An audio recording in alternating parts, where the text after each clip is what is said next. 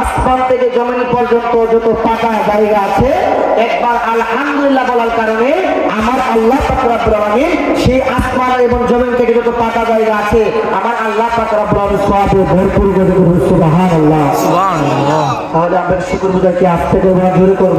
জোরে। আস্তে না জোরে? তার শুকরগুজার করছি মহান রব্বুল আলামিনের দরবারে, যে রব্বে কারীম আপনাকে আমাকে শেষ জামানার নবী সৈয়দুল মুরসালিন খাতামুন নবিয়্যিন নূরুল আলা নূর নবী জাতি নূরের জ্যোতি সৈয়দুল মুরসালিন খাতামুন নবিয়্যিন দু জাহানের বাদশা নবী ও মুহাম্মদ রাসূলুল্লাহ সাল্লাল্লাহু আলাইহি ওয়াসাল্লাম বানিয়ে দুনিয়ার জন্য প্রেরণ করেছেন। শুধু তাই নয়, আপনাকে আমাকে এই দুনিয়ার জন্য প্রেরণ করার পরে সেই জামানার মুজাদ্দিদের পাগল আপনাকে আমাকে বানিয়েছেন শেরে গাজী, শেরে মিল্লাত গাজী আকবর আলী রেজুল্লাহ কেবলার আমার ভক্ত মুরিদ বানিয়ে এই বাংলার জমিনে, এই দুকানের জমিনে, এই হাকানের জমিনে বসবাস করার মতো সেই তাওফিক দান করেছেন। সেই রব্বে কারীমের দরবারে আবার উচ্চ আওয়াজে বলি আলহামদুলিল্লাহ। আস্তে হয়ে গেছে, বলি আলহামদুলিল্লাহ। এই জায়গার মধ্যে যারা আমরা বসে আছি সকলে আশিকের রাসূল, তাই দুশমন রাসূল তো এখানে আছে না। এই জায়গার মধ্যে দুশমন রাসূল বসতে পারে? এই জায়গার মধ্যে একমাত্র বসবে আশিকের রাসূল। যারা আশিকের রাসূল, আশিকের এসবি বাবা কেবলা কামার বক্তব্য আছে, এই জায়গার মধ্যে তারাই বসতে পারবে। আশিকে অত রাসূলের দুশমন কখনো এই জায়গায় বসতে পারবে? আর যেহেতু আমরা একটা আশিকের রাসূল আমরা এখানে সমবেত হয়েছি, সে আল্লাহ পাকের দরবারে একটু উচ্চ কণ্ঠে আমরা শুকরগুজার করছি আলহামদুলিল্লাহ, আলহামদুলিল্লাহ। মানুষ অনেক, কিন্তু আওয়াজ ওই রকম হচ্ছে না। জবান এই জান্নাতের বাগান থেকে তুলতে হবে। এই জায়গার মধ্যে যতক্ষণ সময় আপনি দান করবেন, যতক্ষণ সময় এই জায়গার মধ্যে দিবেন, আমার রাসূল সাল্লাল্লাহু তাআলা আলাইহি ওয়াসাল্লাম সাহাবায়ে কেরামদেরকে নিয়ে যখন মজলিসের মধ্যে বসলেন, আগেকার যুগে কিন্তু মাদ্রাসা ছিল না, রাসূলের যুগে কিন্তু অন্য কিছু ছিল না। আমার রাসূল যেই জায়গার মধ্যে বসছেন, ওই জায়গার মধ্যে সাহাবায়ে কেরাম যখন বসতেন, আমার নবী সাল্লাল্লাহু তাআলা আলাইহি ওয়াসাল্লাম ওই সাহাবায়ে কেরামদেরকে নিয়ে ইলমের তাওয়াক্কু দান করে দিলেন। সুবহানাল্লাহ।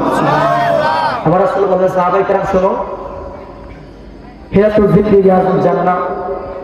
ও সাহাবায়ে কেরাম, তোমরা যদি দুনিয়ার কোথাও যাও, কোথাও যদি বেহেশতের বাগান পাও, ওই বেহেশতের বাগানে যাইও, ওই বেহেশতের বাগানে বসিও।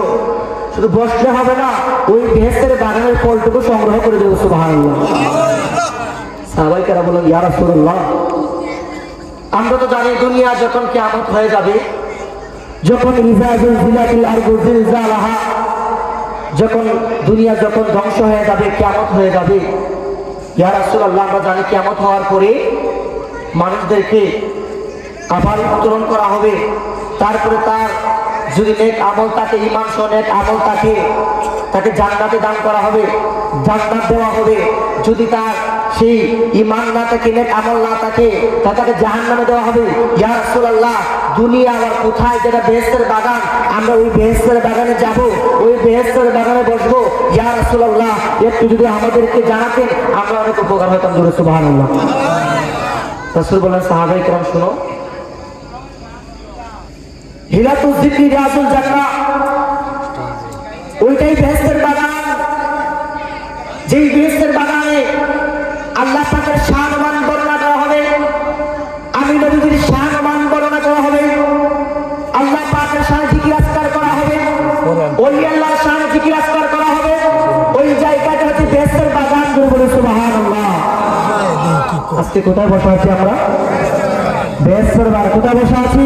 বেহেশতের বাগান। রাসূল বললেন, এটা হচ্ছে বেহেশতের বাগান। যে বেহেশতের বাগানে বসলে আল্লাহ পাকের রাসূলের আলোচনা শোনা যায়, ওলিয়া আউলিয়া কেরামের আলোচনা শোনা যায়, ওইটা বেহেশতের বাগান। সাহাবায়ে কেরাম বললেন, ইয়া রাসূলুল্লাহ, ইয়া হাবিবাল্লাহ, নবী গো, আমরা জানতে পারলাম ওইটা বেহেশতের বাগান। ইয়া রাসূলুল্লাহ, আপনি বলেছেন বেহেশতের বাগানে বসবো, ওই বেহেশতের বাগানের ফলটুকু সংগ্রহ করিব। ইয়া রাসূলুল্লাহ, ওই বেহেশতের বাগানের ফলটা কি একটু আমাদেরকে একটু জানিয়ে দেন। ইয়া রাসূলুল্লাহ, সুবহানাল্লাহ বলুন। আর জোরে সুবহানাল্লাহ। রাসূল বলেন, সাহাবায়ে কেরাম, হিরাতুল যিকরি রিয়াজুল জান্নাহ,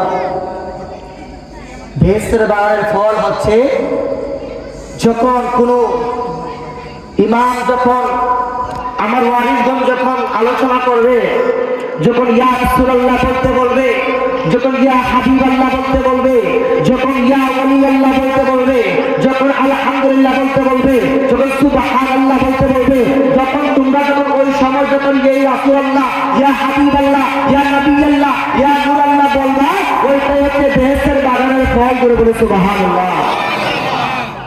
তাহলে আজকে আমরা শুরু থেকে এই পর্যন্ত যত সুবহানাল্লাহ বলবো, যত আলহামদুলিল্লাহ বলবো, যত ইয়া রাসূলুল্লাহ বলবো, যত ইয়া নবী আল্লাহ বলবো, যত ইয়া ওলি আল্লাহ বলবো, সর্বক্ষণ যখন আমরা এই মাহফিলের মধ্যে উচ্চ আওয়াজে বলবো, ততক্ষণ পর্যন্ত বেহেশতের বাগানের ফল সংগ্রহ করতেই থাকবে সুবহানাল্লাহ।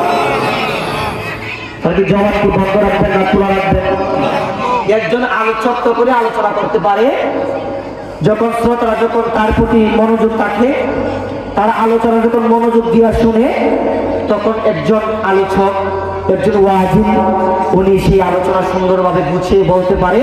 আর যদি কোনো শ্রোতা যদি বিশৃঙ্খলা সৃষ্টি করে আলোচনার মধ্যে এদিক সেদিক মন থাকে, তাহলে বক্তা আলোচনা করতে পারে। কারণ বেহেশতের বাগানে যেহেতু আমরা আজকে এসেছি, ওই বেহেশতের বাগানের আদব আমাদের রক্ষা করা দরকার আছে কিনা? আদবে আউলিয়া বেআদবে শয়তান। প্রত্যেকজন মনে রাখবেন, যেহেতু এই মাহফিলের মধ্যে বসেছি, এই আদব দিয়া যদি, মহাব্বত দিয়া যদি এই মাহফিলে বসতে পারি, শুরু থেকে শেষ পর্যন্ত যদি আলোচনা শুনতে পারি, ইনশাআল্লাহ খুদা কি কসম, আপনি এই মাহফিল থেকে উঠতে দেরি হবে, আল্লাহ পাক রব্বুল আলামিন আপনার জিন্দেগীর গুনাহ কথা আমার আল্লাহ মাফ করতে দেরি হবে না। সুবহানাল্লাহ সুবহানাল্লাহ। তাহলে কি জবান কি আস্তে জুড়ে মনোযোগ না বেমনোযোগ? মনোযোগ দিয়ে শুনতে হবে, বাবারা আওয়াজ করতে হবে।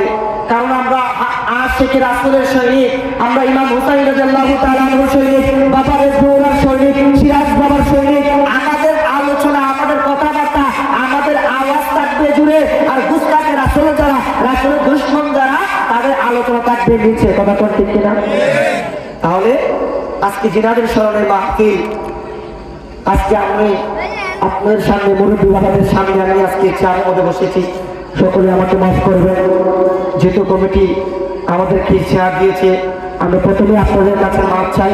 এই চেয়ারে বসার যোগ্যতা আমাদের নাই, তারপরে যেহেতু আপনারা সম্মানে মহাব্বত করে যেহেতু আপনারা এখানে বসেছেন, আমি আশা রাখবো আপনারা আপনাদের ছেলের মতো করে, ভাইয়ের মতো করে, বন্ধুর মতো মনে করে আপনাকে আমাকে আলোচনা সেই করার সুযোগ দিবেন এবং কি আলোচনার মনোযোগ দান করবেন।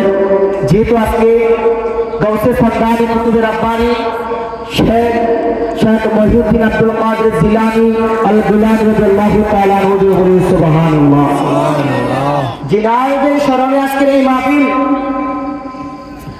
এই মাহফিল 14তম মাহফিল। কয়তম?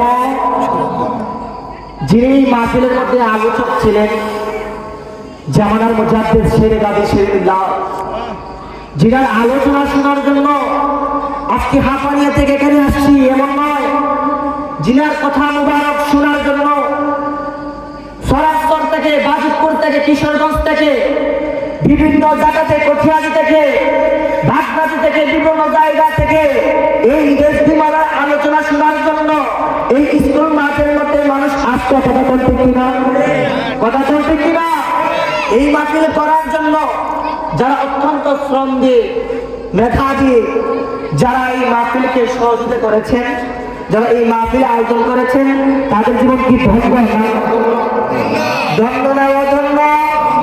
বেহেশতের বাগানের মাহফিল সবার সাজাতে পারে? কথা সাজাতে পারে? জামানার মুজাদ্দিদ শেরে গাজী শেরে মিলাদ গাজী আকবর আলী রাদিয়াল্লাহু তাআলা স্মরণে, এবং যিনি আজকে আপনাদের এই এলাকার মধ্যে শুভ আগমন করেছেন, আমার প্রাণপ্রিয় মুর্শিদ কেবলা দেশবাবার সাহেবজাদা সাইকুল হাদিস কাজী কায়দাত আল্লামা সিরাজুল আমিন দেশবাবার কেবলা খাবা, যিনি আগমন করার কারণে আজকের এই হাফানিয়া গ্রাম ধন্য হয়েছে। বলে সুবহানাল্লাহ। শুধু তাই নয়, যে জায়গার মধ্যে ওলি আল্লাহ রাস্তা দিয়ে হেঁটে হেঁটে যায়, ওই রাস্তার পাশে যদি কোনো কবরস্থান থাকে, সেই কবরস্থানের আযাব আমার আল্লাহ পাক রব্বুল আলামিন 40 দিনের জন্য বন্ধ করে দেব। সুবহানাল্লাহ। আমার আল্লাহ পাক রব্বুল আলামিন একদিন আমার আল্লাহ বললেন, ও ফেরেশতা শোনো, তুমি যাও, তাড়াতাড়ি যাও, গিয়ে ওই পাশে যে একটি কবরস্থান আছে, সেইটা খ্রিস্টানের কবরস্থান। কিসের কবরস্থান? কিসের কবরস্থান? খ্রিস্টানের কবরস্থান। আমার আল্লাহ বলেন, ফেরেশতা তোমরা যাও, ওই কবরস্থান যে দেখতে পাচ্ছো, ওই কবরস্থানের মধ্যে গিয়ে বলো, ওই কবরস্থানের আযাব আমি আল্লাহ 3 দিনের জন্য মাফ করে দিয়েছি। সুবহানাল্লাহ। কয়দিনের জন্য? কয়দিন? 3 দিনের জন্য আমার আল্লাহ পাক রব্বুল আলামিন কার কবরের আযাব মাফ করেছেন? কাদের? ফেরেশতারা বলে, ইয়ো পুরাদিনের আল্লাহ, আপনি যাদের কবরের আযাব মাফ করতে বলেছেন, আমরা গিয়ে বলবো 3 দিনে আযাবের মাফ করে দিয়েছেন। ওইটা তো ইমানদারের কবর নয়। আযাব মাফ করতে হলে আযাব মাফ যারা পাবে, ঈমান তো শর্ত। আপনি তো বলেছেন ইয়া আইয়ুহাল্লাযীনা আমানু, যারা ঈমানদার তারা একমাত্র নাজাত প্রাপ্ত হবে। যারা ঈমানদার তারা একমাত্র আল্লাহ পাকের সেই রহমতের ছায়া তলে থাকবে। ইয়া আল্লাহ পরওয়ারদিগারে আলম আল্লাহ, আপনাদের বলেছেন খ্রিস্টানের কবরের 3 দিনের আযাব মাফ। এটা কিভাবে? সুবহানাল্লাহ, আল্লাহু আকবার বলি। ফেরেশতারা জিবরাইল আলাইহিস সালাম ওই যে খ্রিস্টানের যে কবরের মধ্যে যারা আযাব দিতেছিল তাদেরকে বললেন, ও ফেরেশতা শুনো, আল্লাহ পাক রব্বুল আলামিন হুকুম জারি করেছেন, ওই কবরের আযাব 3 দিনের জন্য মাফ করা হবে। কয় দিনের জন্য? 3 দিনের জন্য আযাব আল্লাহ মাফ করে দিয়েছে। ফেরেশতা বলে, না না জিবরাইল ভাই, আপনি মনে হয় ভুল শুনেছেন, আমার আল্লাহ মনে হয় 3 দিনের আযাব আরো বাড়িয়ে দেওয়ার জন্য বলেছেন। আল্লাহু আকবার বলি, আল্লাহু আকবার বলি। তখন সেই ফেরেশতারা এবার আল্লাহর দরবারে গিয়েছে, ও পরওয়ারদিগারে আল্লাহ, আপনি যে কবরস্থানের জন্য পাঠিয়েছিলেন আযাব মাফ করে দেওয়া হয়েছে, ওই কবরস্থানের ফেরেশতারা তো বলেছে আপনি নাকি বলেছেন আযাব নাকি বাড়িয়ে দেওয়ার জন্য, তার তো আযাব বাড়িয়ে দিয়েছে। আমার আল্লাহ বললেন, ও ফেরেশতা যাও, তাড়াতাড়ি যাও, যাইয়া ওই আযাবের ফেরেশতাদেরকে গিয়ে বলো তারা যেন ওই কবরস্থানের আযাব তো 3 দিনের জন্য মাফ করে দেয়। ওই ফেরেশতার দরবারে যখন গেলেন, যাওয়ার পরে বলে, ও ফেরেশতা শোনো, আমার আল্লাহ পাক রব্বুল আলামিন কেন মাফ করছেন জানো? কেন? আমার দয়াল নবীজি যে আশিক ছিল, যে নবীজি সাল্লাল্লাহু তাআলা সাল্লামের জন্য জীবনের সর্বস্ব ধন ত্যাগ করে দিয়েছিল, ওই সিদ্দিক আকবর রাদিয়াল্লাহু তাআলা আনহু আমার নবী করিম সাল্লাল্লাহু তাআলা যখন বিশ্রাম করতে, যখন প্রত্যেকটা রাতে যখন শোয়ার জন্য যখন নবীজি যখন তার মুবারকের মধ্যে যখন শুইতেন, তখন আমার নবী শোয়ার আগে দাড়ি মুবারক ছিঁড়ে দিয়ে আসতেন। সুবহানাল্লাহ বলি, আওয়াজ দিয়ে সুবহানাল্লাহ, সুবহানাল্লাহ, আওয়াজ দিতে হবে সুবহানাল্লাহ বলি।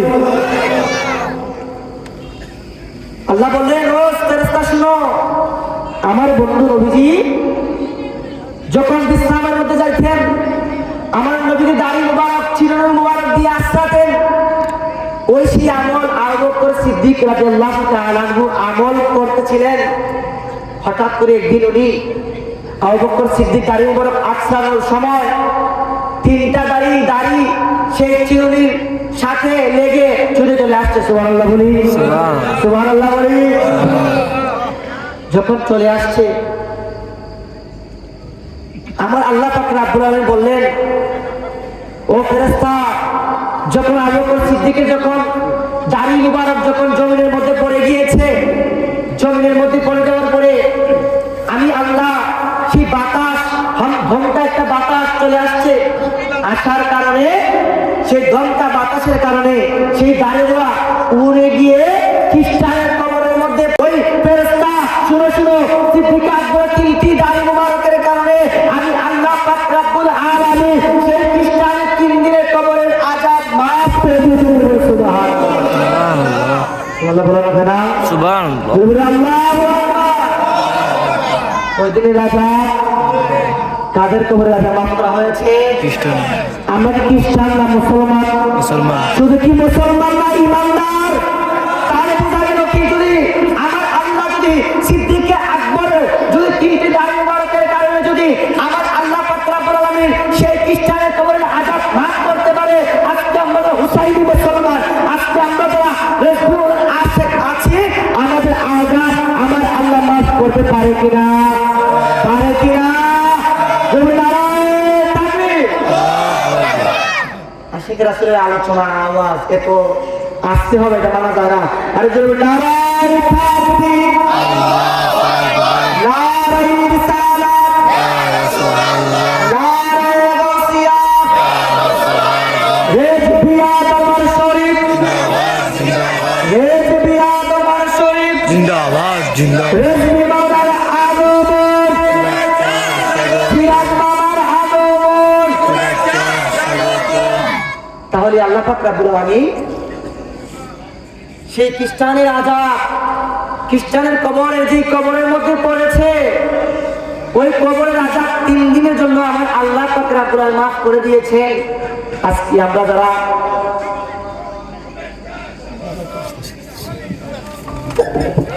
নারায়ে তাকবীর, নারায়ে রিসালাত, নারায়ে গাউসিয়া, রেজবিয়া দরবার শরীফ, রেজবিয়া দরবার শরীফ, রেজবি বাবার আগমন, সিরাজ বাবার আগমন, নারায়ে তাকবীর, নারায়ে রিসালাত, নারায়ে গাউসিয়া, আরে সুন্নাত ওয়াল জামাত, রেজবি বাবার আগমন, সিরাজ বাবার আগমন, রেজবিয়া দরবার শরীফ, রেজবিয়া দরবার শরীফ, আল্লাহর বন্ধুর আগমন, আল্লাহর বন্ধুর আগমন, রেজবিয়া দরবার শরীফ, সিরাজ বাবার আগমন, আল্লাহর বন্ধুর আগমন, রেজবিয়া দরবার শরীফ, রেজবিয়া দরবার শরীফ, নারায়ে তাকবীর, নারায়ে রিসালাত, নারায়ে গাউসিয়া, আল্লাহর বন্ধুর আগমন, রেজবিয়া দরবার শরীফ।